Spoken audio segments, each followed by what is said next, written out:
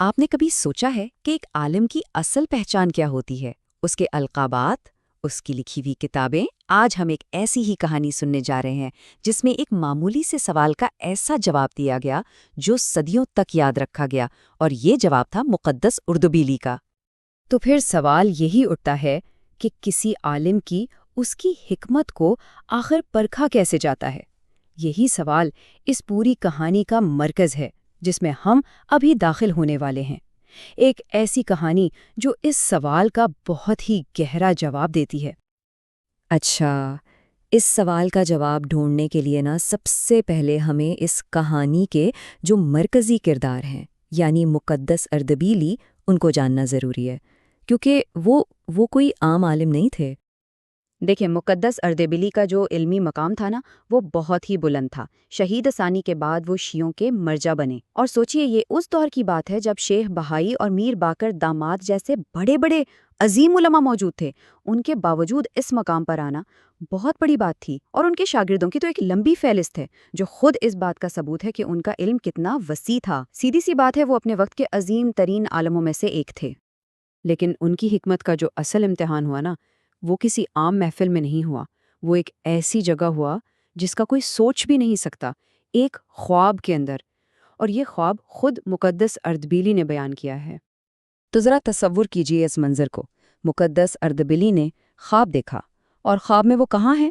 وہ پیغمبر اکرم صلی اللہ علیہ وآلہ وسلم اور حضرت موسیٰ علیہ السلام کی محفل میں موجود ہیں۔ یہ کوئی عام سا خواب نہیں تھا، یہ تو ایک روحانی محفل تھی۔ تو اس محفل میں، اس خواب میں، جب حضرت موسیٰ نے پوچھا کہ یہ کون ہے، تو رسول خدا نے ان کا تعارف کیسے کروایا؟ انہوں نے فرمایا، یہ میری امت کے عالموں میں سے ایک ہیں۔ سوچئے، پیغمبر آخر الزماں خود کسی کا تعارف کروا رہے ہیں اور اسے عالم کہہ رہے ہیں۔ اس سے بڑا اعزاز اور کیا ہو سکتا ہے؟ اچھا، جب حضرت موسیٰ نے یہ تعارف سنا تو انہوں نے سوچا کہ چلو اس عالم کی حکمت کو ذرا پرکھا جائے، اور پھر انہوں نے ایک سوال کیا۔ سوال کیا تھا؟ حضرت موسیٰ نے ان سے پوچھا، اے شخص بتاؤ تمہارا نام کیا ہے؟ بالکل سیدھا سا، آسان سا سوال۔ اس سے سادہ سوال بھلا اور کیا ہو سکتا ہے نا؟ لیکن مقدس اردبیلی کا جواب بالکل سیدھا سا نہیں تھا۔ انہوں نے نام بتانے کے بجائے 5 سے 7 منٹ لمبا تعارف کروانا شروع کر دیا۔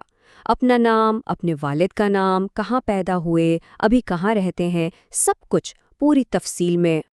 اب اس اتنے لمبے جواب پر ظاہر ہے حضرت موسیٰ حیران ہوئے۔ انہوں نے پوچھا، میں نے تو صرف تمہارا نام پوچھا تھا، یہ اتنا لمبا چوڑا تعارف کیوں کروایا؟ اور یہی سوال تھا جس نے اس شاندار جواب کے لیے راستہ بنایا جو آنے والا تھا۔ اور یہاں سے کہانی اپنے عروج پر پہنچتی ہے۔ اب مقدس اردبیلی بتاتے ہیں کہ ان کے اس لمبے جواب کے پیچھے اصل وجہ کیا تھی۔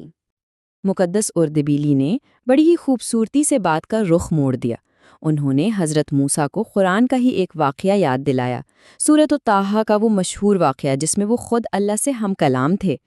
انہوں نے حضرت موسیٰ کو یاد دلایا کہ جب اللہ نے آپ سے پوچھا تھا، اے موسیٰ تمہارے دائیں ہاتھ میں کیا ہے، تو آپ نے صرف اتنا نہیں کہا کہ یہ میرا عصا ہے، نہیں، آپ نے تو پوری تفصیل بتائی تھی کہ یہ میرا عصا ہے، اس سے میں سہارا لیتا ہوں، اس سے میں اپنی بکریوں کے لیے پتے جھاڑتا ہوں، اور اس کے اور بھی بہت سے فائدے ہیں۔ تو اردبیلی نے پوچھا کہ آپ نے اتنا لمبا جواب کیوں دیا؟ اس پر حضرت موسیٰ نے کیا فرمایا؟ انہوں نے کہا، وہ اللہ سے میری پہلی ہم کلامی کا موقع تھا، اور میرا دل چاہ رہا تھا کہ یہ گفتگو، یہ بات چیت جتنی لمبی ہو سکے اتنی ہو۔ بس یہاں مقدس اردبیلی نے بالکل وہی منطق پیش کر دی۔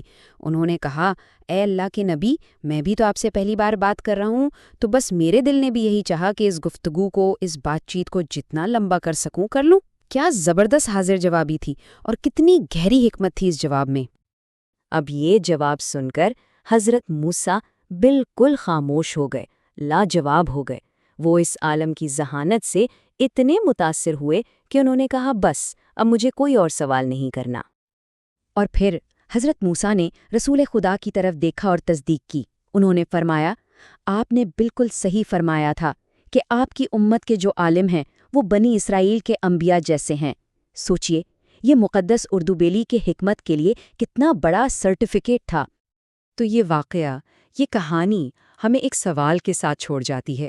سوال یہ ہے کہ علم کی اصل روح کیا ہے، اور کسی صاحب علم، کسی اہل حکمت سے بات کرنے کی جو لگن ہوتی ہے، اس کی گہرائی کیا ہو سکتی ہے؟ اس پر ضرور سوچیے گا۔